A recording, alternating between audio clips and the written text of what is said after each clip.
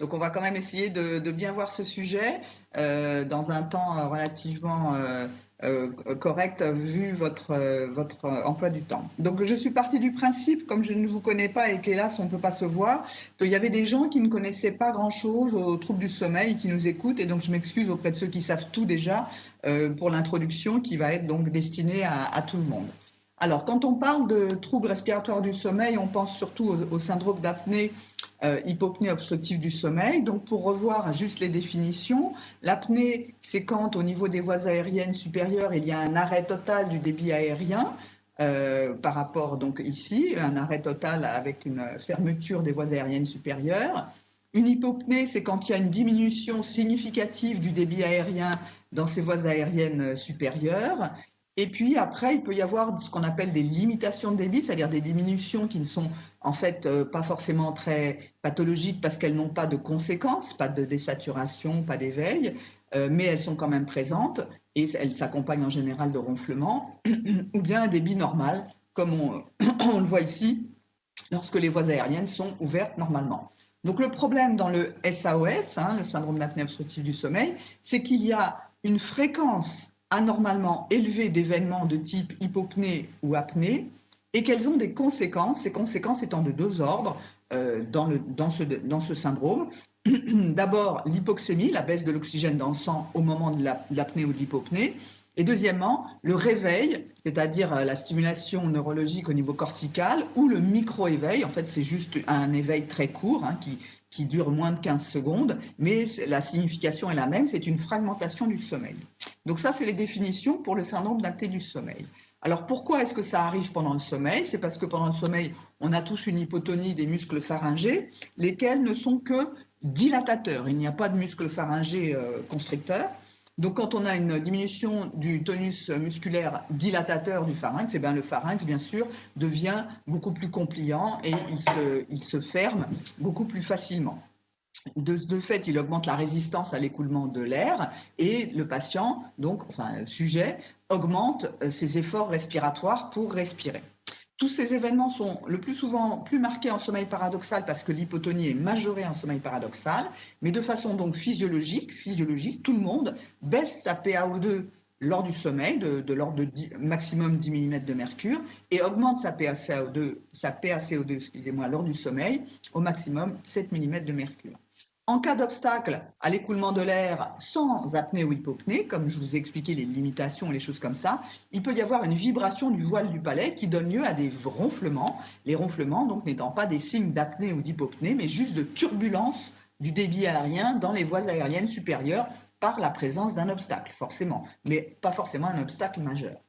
Alors, les spécificités de l'enfant vis-à-vis de ça sont de deux ordres. Alors, si on parle après un an, je ne vais pas parler avant un an, c'est un peu, on n'a pas vraiment de temps et ce n'est pas vraiment le sujet. Donc, entre un an et l'âge adulte, à peu près, les voies aériennes supérieures de l'enfant sont beaucoup plus rigides que celles de l'adulte. C'est-à-dire qu'elles vont avoir beaucoup plus de mal à se fermer que celles de l'adulte. En fait, quelque part, l'enfant est protégé du syndrome d'apnée-hypopnée par rapport à l'adulte qui a des voies aériennes supérieures plus molles, plus collapsible que l'enfant. Et donc à l'adolescence, progressivement, ces voies aériennes vont devenir comme celles de l'adulte. La deuxième particularité de l'enfant, c'est qu'au niveau du cortex cérébral, au niveau cérébral, il est beaucoup plus difficile de réveiller un enfant qu'un adulte. Les enfants s'endorment dans le bruit, dans le brouhaha et dorment à point fermé alors que vous auriez du mal. Et donc, lorsqu'il y a un événement respiratoire, en particulier une apnée, un adulte va toujours avoir un micro-éveil à la fin de l'apnée pour reprendre la respiration, c'est obligatoire, alors qu'un enfant, non. Alors, quelles sont les conséquences de ces deux particularités de l'enfant? C'est que d'abord, l'enfant va faire moins d'hypopnée et d'apnée que l'adulte, et donc les seuils qu'on va utiliser pour dire qu'il en a trop vont être moins élevés. Il va moins diminuer donc sa SAO2, enfin sa saturation sanguine, puisqu'il aura moins de fermeture des voies aériennes supérieures, alors qu'il aura éventuellement des événements, des hypopnées ou des choses comme ça. Et la deuxième chose, c'est que ces événements vont moins fragmenter son sommeil que l'adulte, et donc avoir moins de conséquences que l'adulte, en tout cas pas les mêmes. Et l'adulte, le signe majeur de SAOS, c'est la somnolence, Chez l'enfant, ce n'est pas du tout le cas.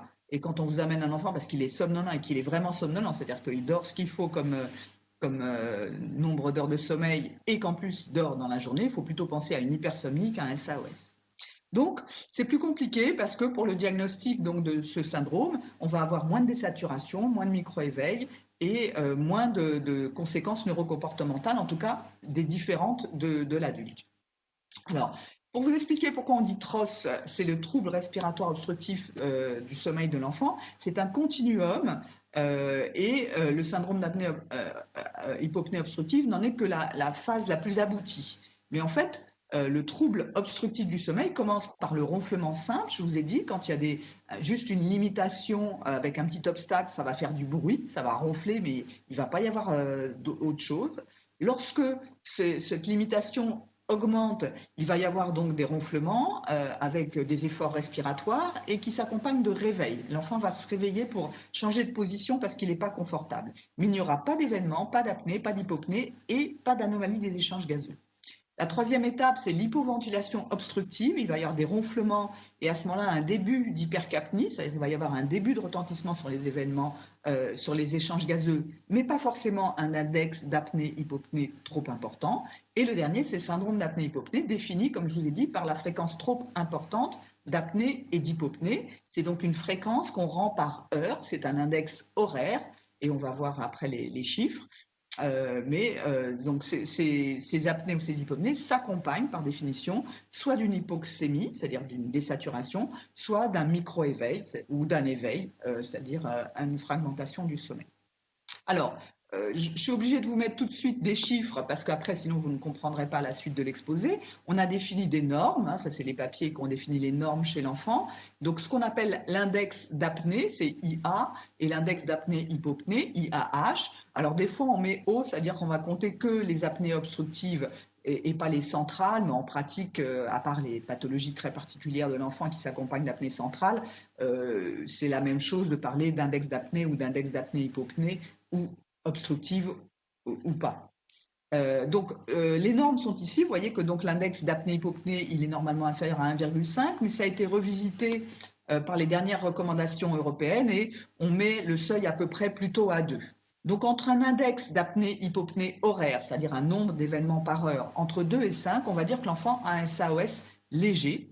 Lorsque c'est entre 5 et 10, ça va être modéré. Et lorsque c'est en dessous de 10, ça va être sévère. Juste pour information, chez l'adulte, ces chiffres sont de 5 à 10, 5 à 15, 15 à 30 et supérieur à 30. Donc vous voyez, chez l'enfant, on tolère beaucoup moins d'événements respiratoires parce que physiologiquement, l'enfant est protégé d'en faire. Donc quand il en fait, c'est vraiment pas normal. Alors rapidement, l'épidémiologie. Donc le ronflement simple, c'est donc le premier stade que je vous ai montré, c'est quelque chose de relativement fréquent chez l'enfant, 7 à 12%, d'accord. Contrairement au syndrome d'apnée-hypopnée de l'enfant, qui est quand même plus rare, mais pas exceptionnel, donc selon les publications, 1 à 4%, avec deux pics, un entre 3 et 8 ans à cause de l'hypertrophie adéno-amygdalienne et un au moment de l'adolescence. Alors, est-ce que les ronfleurs épidémiologiquement deviennent des enfants qui ont un SAOS? Il y a eu plusieurs études. D'abord, on va passer rapidement sur des petites études avec des petits effectifs qui montrait à 2-3 ans de suivi qu'il y avait 10% ou 30% de SAOS léger, donc un SAOS qui ne va pas tellement nous embêter s'il est léger. Et puis une étude chinoise un peu plus vaste, sur 600 enfants, ils en ont enregistré 160, enfin 161, pour trouver les ronfleurs simples, c'est-à-dire ceux qui ronflent, mais qui n'ont pas d'hypopnée, pas d'apnée, pas d'hypercapnie, etc. Et puis ils les ont suivis après, donc ces ronfleurs simples, ils ont fait une deuxième polysomnographie pour voir s'ils développaient un syndrome d'apnée-hypopnée. Ils ont trouvé, ils disent, on en a trouvé un tiers qui reste des ronfleurs simples. OK. Un quart qui arrête de ronfler. OK. Bon, ceux-là ne sont pas très intéressants, mais ils disent, on en a trouvé à peu près un tiers qui développe un SAOS.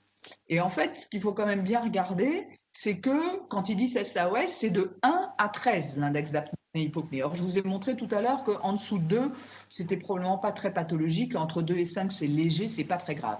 Donc, si on s'intéresse vraiment aux SAOS qui comptent, on va dire les modérés, plus de 5 à 10, et les sévères, plus de 10, il n'y en avait que 7,2%.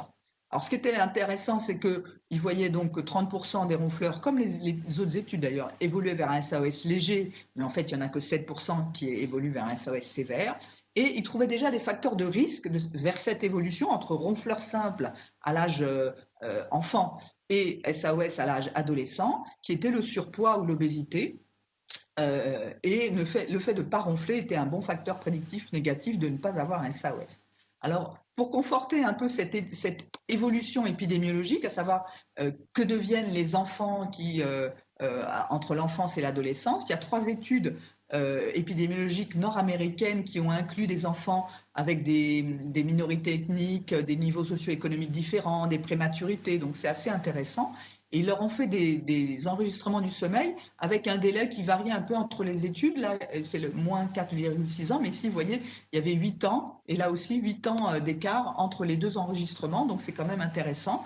Et ces enfants donc, ont été enregistrés entre 6 et 10-12 ans, ont été réenregistrés à l'âge plutôt un peu plus adolescent.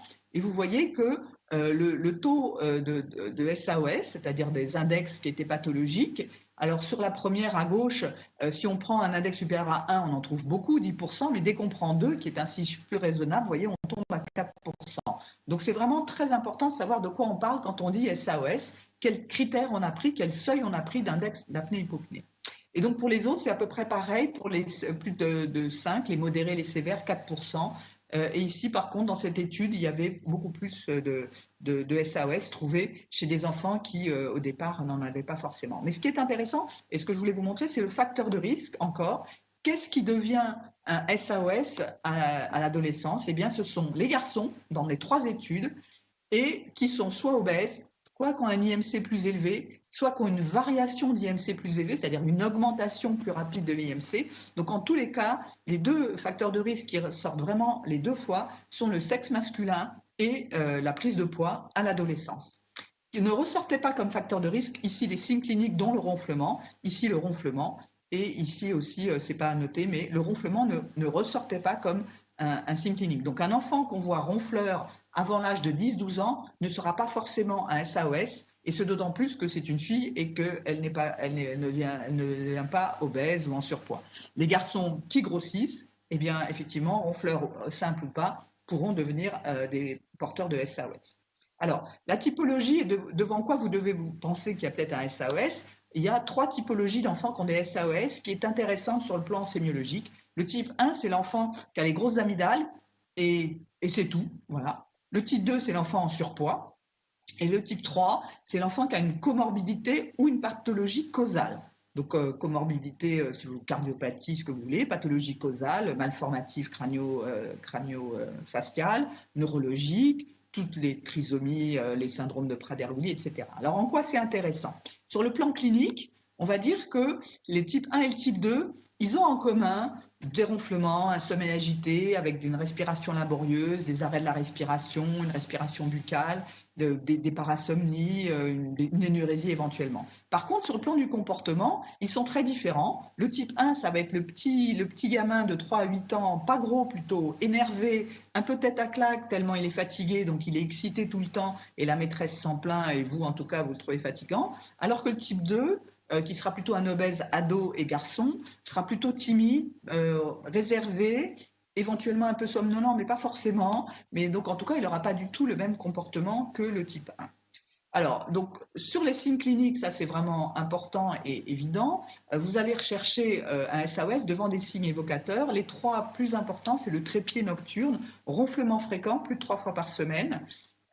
Sonores, alors pour savoir s'ils sont sonores, on demande aux gens s'il faut être à côté vraiment de l'enfant, s'il suffit d'être dans la pièce, mais même à distance, ou si on entend le ronflement porte fermée. Ça, c'est très simple et ça marche très bien. La respiration entravée, paradoxale et très, très facile à voir. Maintenant, on demande aux parents de filmer l'enfant torse nu. Et les irrégularités respiratoires et surtout les arrêts de la respiration que les parents peuvent rapporter. Ça, c'est vraiment les 3 signes importants à rechercher ou qui vous sont rapportés à l'interrogatoire. En italique, sur les signes aussi importants, respiration buccale nocturne et position anormale, en particulier hyperextension du cou pour dégager les voies aériennes supérieures. Les autres symptômes sont vraiment pas spécifiques. Le sommeil agité, l'hypersudation, les réveils nocturnes, l'énurésie, ça peut arriver tout à fait en dehors d'un SAOS. Et les symptômes diurnes, le symptôme le plus spécifique, mais qui est tardif et qu'on ne voit quasiment plus, c'est le trouble de l'appétit et de la croissance avec un enfant qui a une mauvaise croissance staturo-pondérale. C'est un stade vraiment avancé du SAOS. La respiration buccale diurne, si la journée il ne ferme pas la bouche, il y a toutes les chances que la nuit non plus il ne la ferme pas. La rhinite chronique est un facteur de risque de SAOS. Et alors, les troubles du comportement, on en a parlé, hein, c'est les enfants agités, irritables, qui pleurent pour un oui, pour un non, qui ont des troubles de l'attention à la maison et à l'école. La somnolence, je vous ai dit, c'est rare et il faut plutôt se méfier d'une hypersomnie que d'un SAOS. Le réveil matinal difficile, il faut bien faire la part des choses entre un temps de sommeil trop court et un temps de sommeil correct et non réparateur. Des céphalées matinales, difficiles à chercher chez le jeune enfant. Alors, ce qui est intéressant, c'est quand ces symptômes sont rapportés par les parents, mais surtout aussi par l'entourage. La crèche, pour ceux qui sont encore en crèche, l'école quand il faut encore la sieste à l'école, le centre de loisirs, etc. Ou les grands-parents, etc.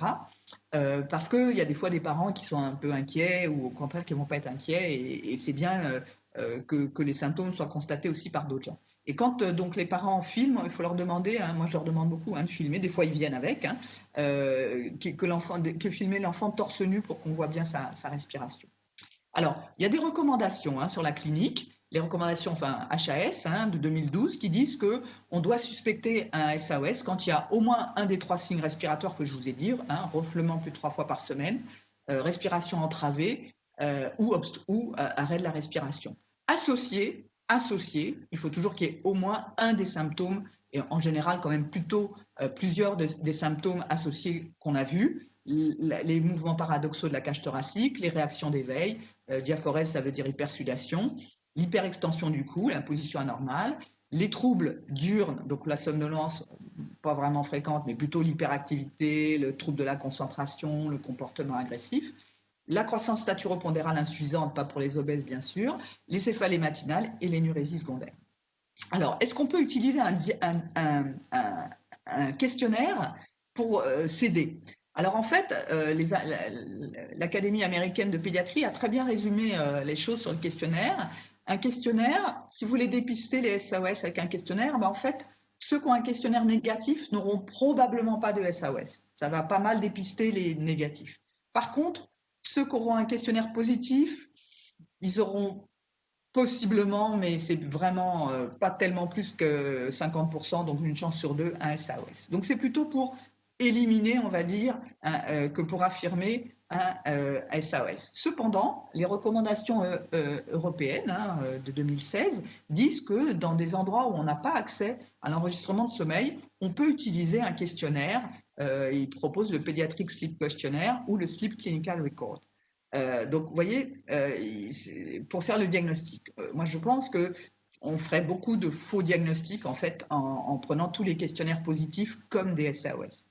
Alors, pour en revenir à ces questionnaires, il y en a plusieurs. Il y en a essentiellement donc 2 qui sont utilisables, bien que eux donc recommandent le Pediatric Sleep Questionnaire et le Sleep Clinical Record, mais celui-ci est très compliqué. Enfin, moi-même personnellement, je pense que je serais incapable de m'en servir, donc je pense que c'est parce que les Italiens faisaient partie de la task force qui a fait les recommandations et qui voulaient le mettre, mais les 2 questionnaires qui peuvent se discuter sont le Chervin et le Spruit-Gozal.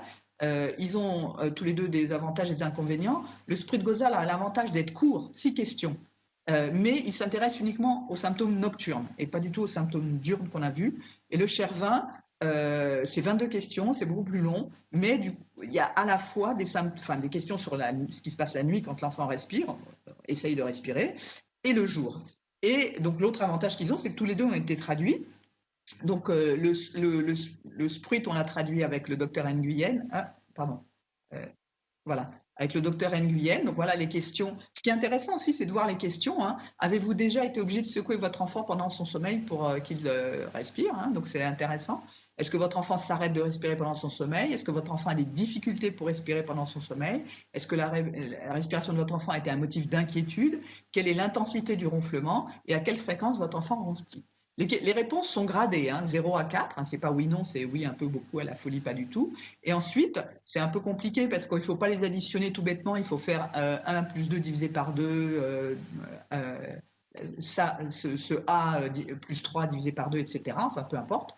on arrive à un chiffre. Et donc, en population générale, donc dans une population non screenée, vous voyez que la sensibilité, elle n'est pas tellement plus que 50%, ce que je vous disais, un cas sur deux, c'est-à-dire que ça dépiste vraiment pas très bien. Par contre, la spécificité est bonne et surtout la valeur prédictive est négative, c'est-à-dire que quand ce score est inférieur à 2,72, il y a peu de chances que le gamin il ait un SAOS. Et nous, donc on a fait cette validation de la traduction sur une population d'enfants screenés pour suspicion de SAOS, eh bien on retrouve la même spécificité. Bien sûr, on a une bien meilleure sensibilité, mais les enfants étaient screenés pour suspicion clinique de SAOS, en fait. Donc, on ne peut pas juger de la même façon.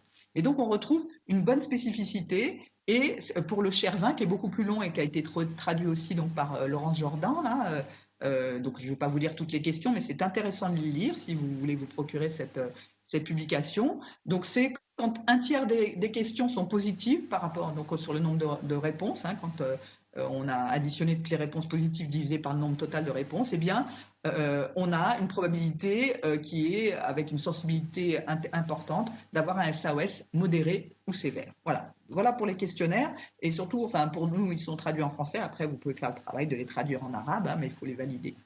Voilà. Alors, la consultation de sommeil, il faut bien sûr questionner sur l'hygiène de sommeil, hein. Alors ça, je ne vais pas vous faire un cours là-dessus, mais en ce moment, c'est un peu la folie avec les tablettes, les téléphones portables dans le lit, etc. Donc, il y a quand même beaucoup de carences en sommeil qui sont responsables d'une fatigue. Et tous les enfants qui ronflent un peu et qui sont fatigués, on nous les envoie en nous demandant s'ils n'ont pas un SAOS parce qu'ils sont fatigués. On dit, bah oui, mais quand il dort, il n'est pas fatigué, hein. C'est juste, voilà. Savoir donc si l'enfant fait des siestes, si elles sont rafraîchissantes ou pas, les prises de toxiques, il y a des erreurs parfois, hein, le Coca-Cola en grande quantité ou des médicaments ou d'autres excitants. On examine l'enfant, on va voir, je vais vous montrer un petit peu comment, en tout cas donc essentiellement pour voir si son IMC, s'il a des facteurs que je vais vous montrer au niveau facial, on évalue le développement cognitif, le retard mental, l'hyperactivité en général au cours d'une consultation, on a bien vu si l'enfant restait sur place ou pas, et puis les cofacteurs.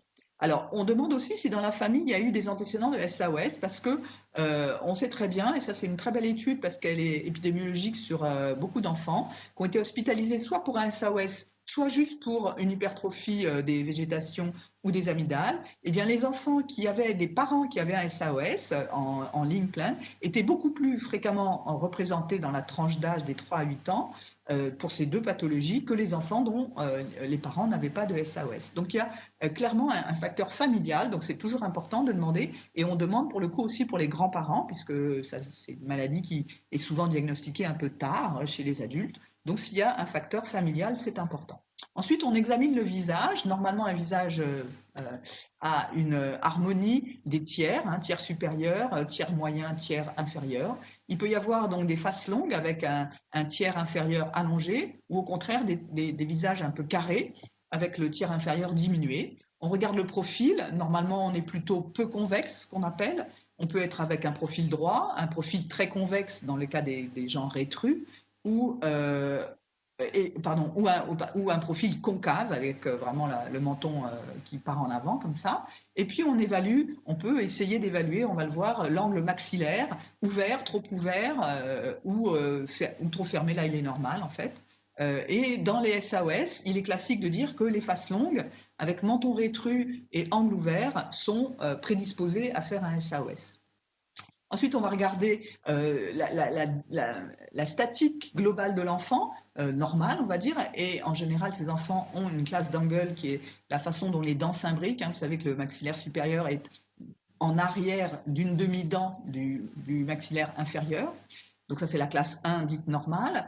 Il y a des enfants qui sont en classe 2, c'est-à-dire qu'ils ont le maxillaire supérieur qui va avancer par rapport au maxillaire inférieur, et soit les dents vont être aussi en avant avancées, c'est la classe de 1, soit au contraire, elles vont revenir en arrière, c'est la classe de 2. Et souvent, ces enfants ont un trouble de la statique avec une espèce de cou comme ça, penché vers l'avant, et une ouverture buccale et les dents qui sortent. Ou la classe 3, où là, c'est le contraire, le maxillaire supérieur recule par rapport à la mandibule, et les enfants sont au contraire, au niveau de statique rachidienne, un petit peu en arrière.